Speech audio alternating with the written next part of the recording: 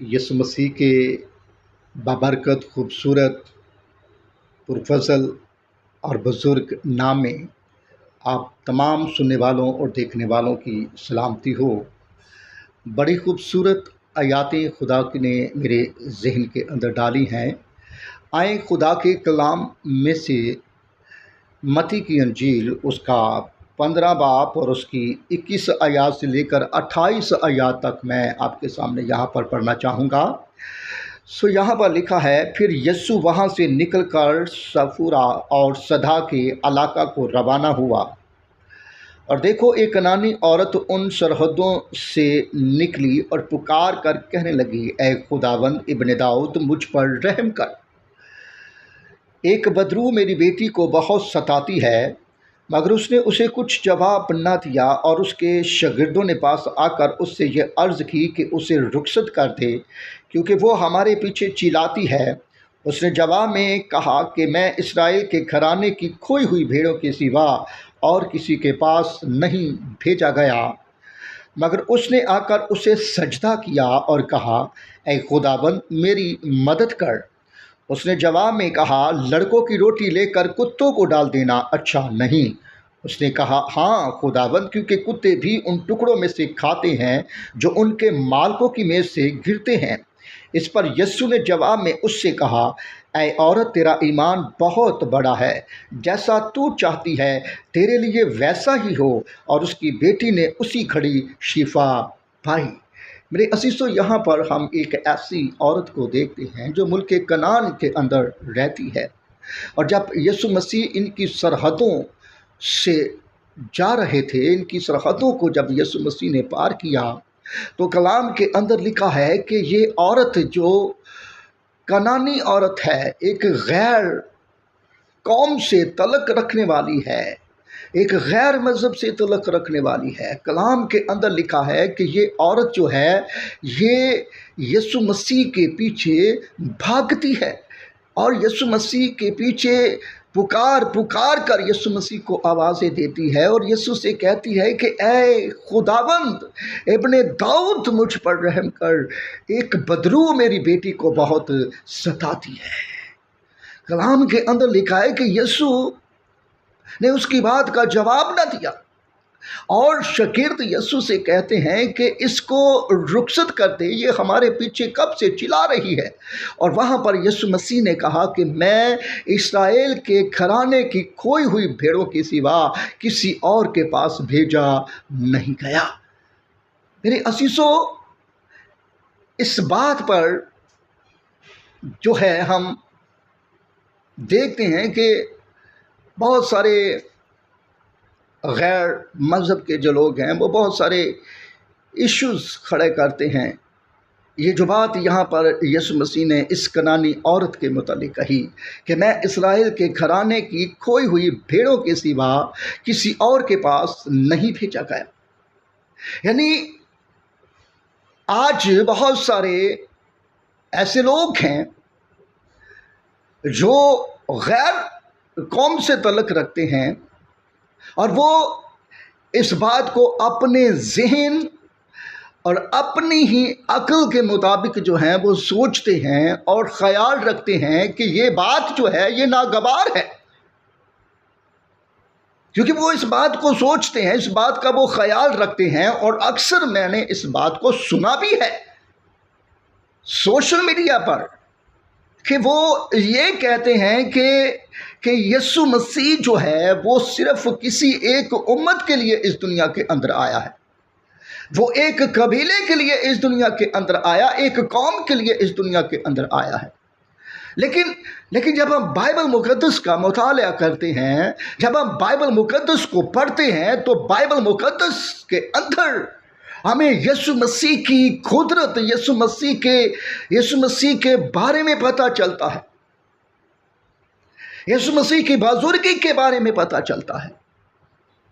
जहाँ पर हम यूहन्ना की अंजील उसके 3 बाब और उसकी 16 आयात को पढ़ें, तो वहाँ पर लिखा है कि खुदा ने दुनिया से ऐसी मोहब्बत रखी कि उसने अपना इकलौता बेटा बख्श दिया, ताकि जो कोई उस पर ईमान लाए हलाक ना हो बल्कि हमेशा की जिंदगी पाए।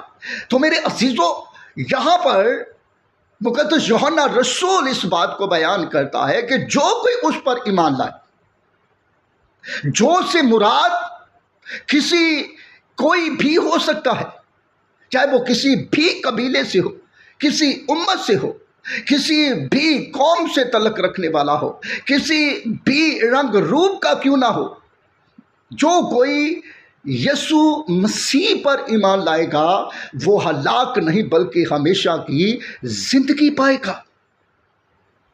तो फिर यहाँ पर यीशु मसीह ने ये कहा कि मैं इस्राएल के घराने की खोई हुई भेड़ों के सिवा किसी और के पास नहीं भेजा। और वहाँ पर यीशु मसीह के मुतालिक मुक़द्दस यूहन्ना रसूल कहते हैं, जो यीशु मसीह का रसूल है, जो यीशु मसीह के शागिर्दों में से यीशु का शागिर्द है, जो खुदा के रूहुल कुद्स की तहरीर से जिसने इस अनाजील को कलमबंद किया, वो वहाँ पर फरमाता है कि खुदा ने दुनिया से ऐसी मोहब्बत रखी है, जो कोई उस पर ईमान लाए, यीशु पर ईमान लाए, वो हलाक नहीं बल्कि हमेशा की जिंदगी।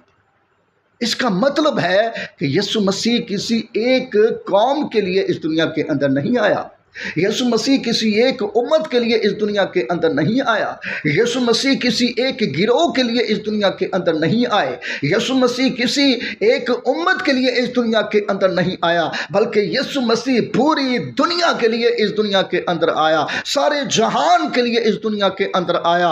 और अब जो कोई यीशु मसीह को कबूल करता है, यीशु को अपना निजात दहिंदा कबूल करता है, जो यीशु मसीह पर ईमान लेकर आता है, कलाम फरमाता है कि वही हमेशा की जिंदगी का वारिस बनेगा।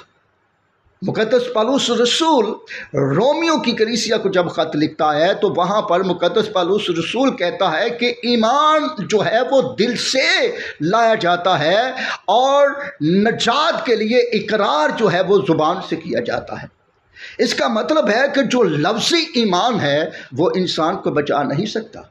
आज कि मौजूदा दौर के अंदर बेशुमार लोग हैं जिन्होंने ईमान का लेबर जो है वो अपने माथे पर लगाया हुआ है और वो अपने आप को बड़े ईमानदार समझते हैं कि हम बड़े ईमानदार हैं, हम बड़ा ईमान रखने वाले हैं, लेकिन लफ्ज़ी ईमान जो है वो इंसान को बचा नहीं सकता। ईमान का जो मतलब है, ईमान का जो मैनी है वो यही है कि कबूल करना, मान लेना। बाइबल मुक़द्दस को पढ़कर देखें कि खुदा ने नबियों के साथ कलाम किया, खुदा ने नबियों के साथ बड़े बड़े वादे किए, खुदा ने उनके साथ कलाम किया। और जब खुदा ने उनके साथ कलाम किया, खुदा ने उनके साथ वादे किए, तो कलाम फरमाता है कि जब खुदा के नबी कलाम को सुनते थे, खुदा के वादों को सुनते थे, तो वो उस पर ईमान रखते थे, वो उसको कबूल करते थे, और फिर ही खुदा जो है वो उनकी ज़िंदगियों के अंदर काम करता था। खुदा उन पर अपनी कुदरत को जाहिर करता था। खुदा ने उन पर अपनी खुदाई को जो है वो जाहिर किया। लेकिन पहले खुदा उनके साथ कलाम किया करता था, पहले खुदा उनके साथ वादे करता था, और वो खुदा के कलाम को सुनकर उस पर ईमान रखते थे।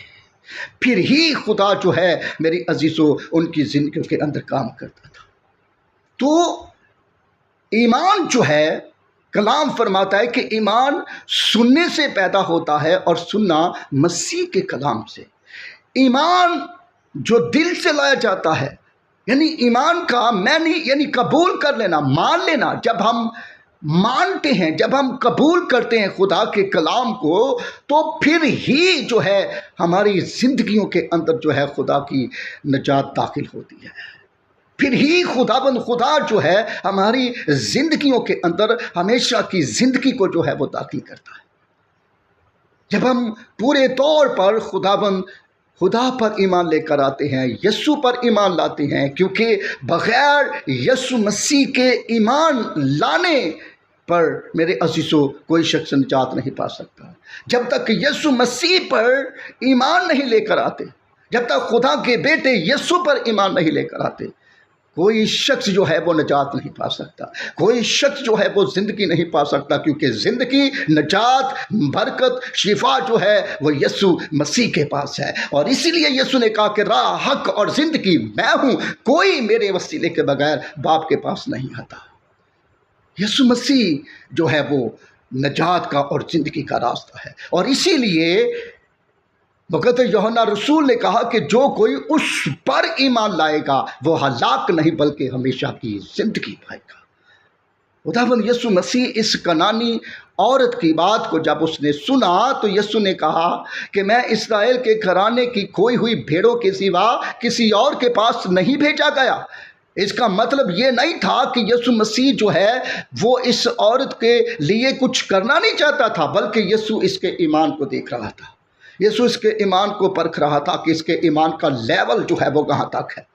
اور کلام کے اندر لکھا ہے کہ وہ یسوع مسیح کے پاس آئی، وہ یسوع کے قدموں میں آ کر گر گئی، اس نے یسوع کو آ کر سجدہ کیا اور کہا کہ اے خداوند میری مدد کر۔ کتنی خوبصورت بات یہاں پر اس عورت نے یہاں پر کہی ہے کہ وہ یسوع کے قدموں میں آ کر گرتی ہے، یسوع کو آ کر اس نے سجدہ کیا اور پھر اس نے یسوع کا لقب، یسوع کا نام اپنی زبان پر نہیں لے کر آئی، بلکہ اس نے خداوند کا نام جو ہے وہ استعمال کیا۔ اس نے کہا کہ خداوند میری مدد کر۔ اس نے یسوع کو خدا کا جو ہے وہ مقام دیا، اس نے یسوع مسیح کو خدا مانا، یعنی یہاں تک اس کا ایمان کے لیول جو ہے وہ بلند ہو گیا۔ تو کلام